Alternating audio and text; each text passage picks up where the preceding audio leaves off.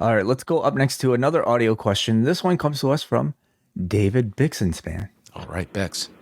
Hey guys, it's David Bixenspan. Got a question I've been meaning to ask you guys for a while. When you guys started Post, it was because you had just been laid off from the Fight Network, and it was not a secret that that was a direct consequence of Anthem investing a lot more money in TNA than they had expected they would be investing.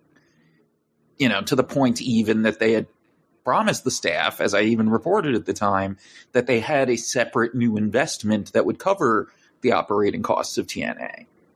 So I was wondering, like, when all that happened and you decided you were going to launch Post, did you feel like you needed to iron out any kind of policy as to how you would cover TNA, being that it was arguably responsible for you guys getting laid off? Or once it became clear what the plan was with Post, did you feel like Post was just self-sustainable enough and that it was obvious that you didn't really feel like there would be any obvious hard feelings towards Anthem that anyone would think would affect your reporting? Not that I think you guys would let something like that affect your reporting, but still, it's a unique situation that most people would not have to deal with in media. So I'm curious how you guys felt like you needed to navigate it if it came up at all. Thanks. Thank you, Bix. I was expecting another, is this a sandwich question from David Bixenspan? But no. That was his follow-up. No, it's a great question and happy to address it. So again, to just refresh people of the timeline, that we are going back to 2017.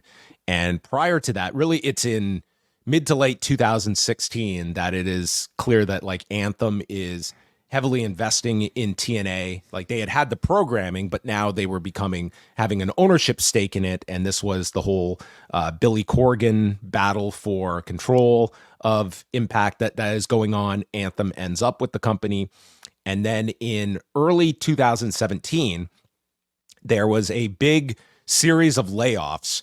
Wei and I excluded from these cuts, but one of the byproducts of it was that the on-air staff, minus me, were let go, and we were not doing pretty much no more original programming, which kind of left me in this position where outside of the podcast I was doing with Wei and the website stuff, like that was my, I was not answering to anyone. I was not doing any on-air work. We just continued onward. So it was a very frustrating period during this time. And on top of it, like Anthem is heavily involved with TNA. They're having a lot of public battles with the Hardys.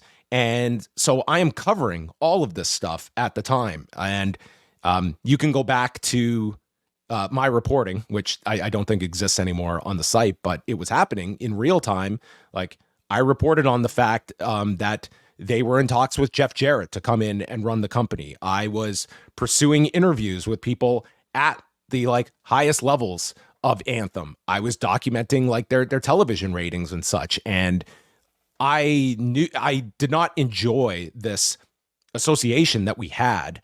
And part of that was because of the fact that, you know, it'd be one thing if I today went to work for a place like an Anthem. I know what I am going into, that this is a company that has ownership of TNA, that has ownership of Invicta FC. I understand what I'm going into and a potential, like a conflict that exists in there.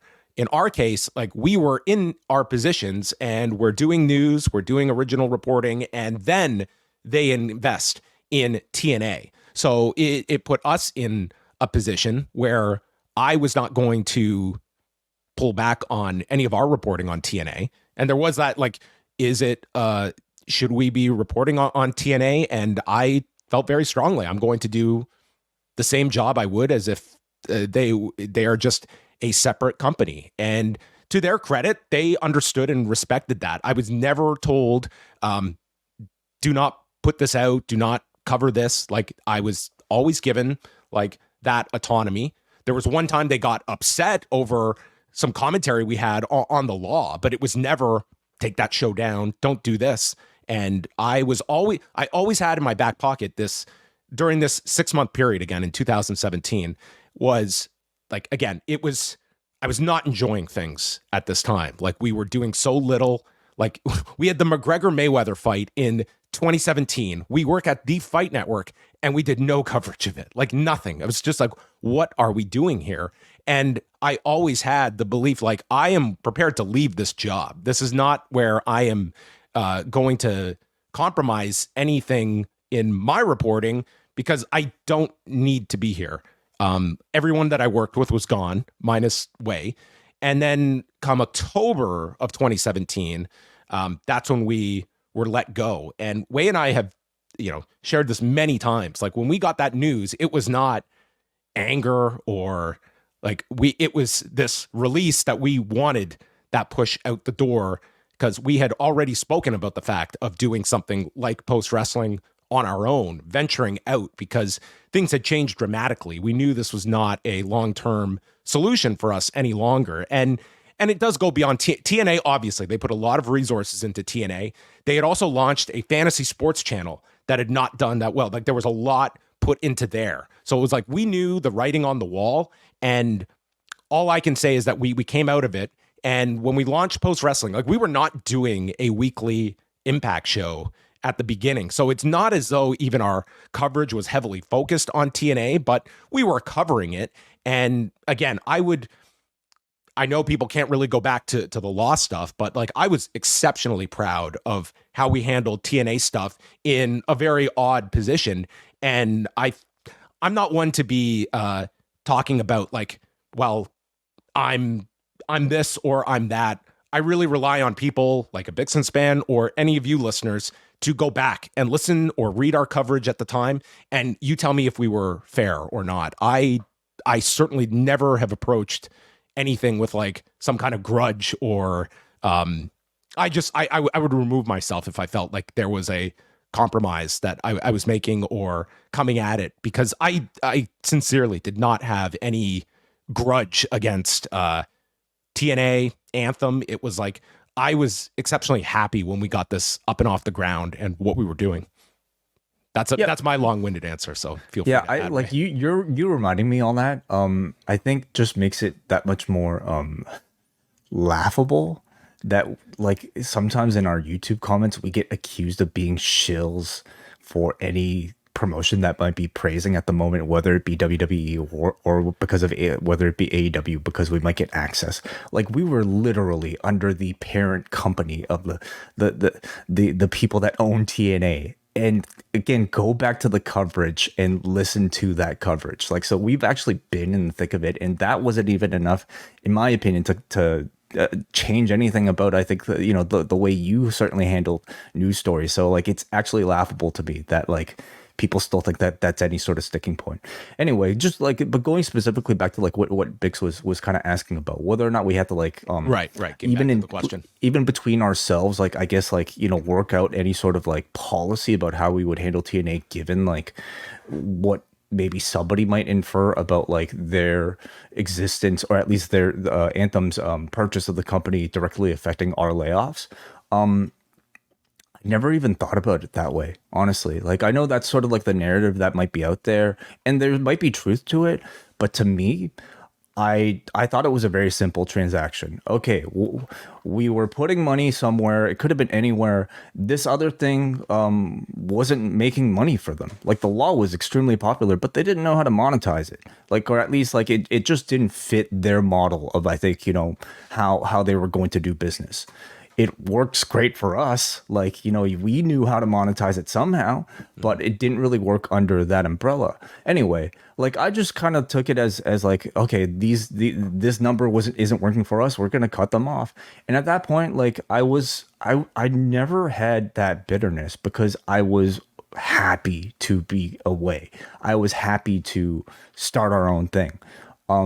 That I never, like, for a second felt like it was like something that I think we really pride ourselves on is not having any bullshit affect the way we will review something, we will judge something. Like, I at least we try our best to. We're only human, and like, like, I'm sure we all have our biases, but even when it came to that, I first of all didn't hold any like ill feelings, certainly not to like the people involved at TNA for anything. I didn't even make that really association really in my head. But secondly, I knew the job was to review it fairly, and that's I think as much as we ended up doing. And so we didn't really need any sort of like discussion even about it. Like John and I just like operate that way, and I think the people listening to us like hopefully get that sense.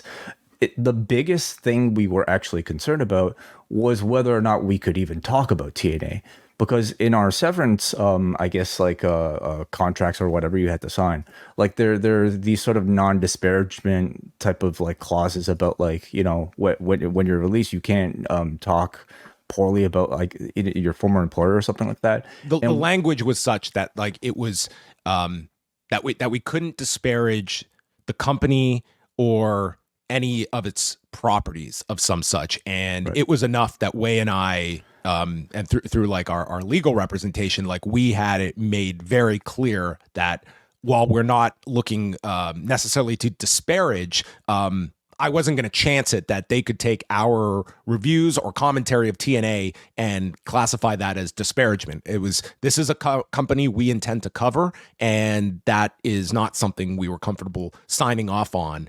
And did have that language changed, and it was not really an issue on their part. They understood, like this was boilerplate language that they understood our rule. We were not like, we were, I don't want to call us public figures, but it was kind of what we are. We weren't like private citizens that were just going to go online and just bash this company or something like that. That's what that is intended to protect. And we just, given our unique positions, we will be covering this company. And sometimes there will be criticism that is natural in our commentary. Yeah. So we actually had that worked into our severance contracts through a lawyer. So anyway, this is all just to say like, we were never concerned about like how we would cover it. We were more so just concerned about whether or not we could cover it at all. So yeah, there's that. Thank you, David. Yeah, great question. Thank you. Well, first of all, thank you for listening, Bix, and thank you for the question. Let's go up next to Alex from Portland. John, are there any wrestling related books that you've read that you would not recommend to others? Seems like you've been pretty positive with the books you've chosen.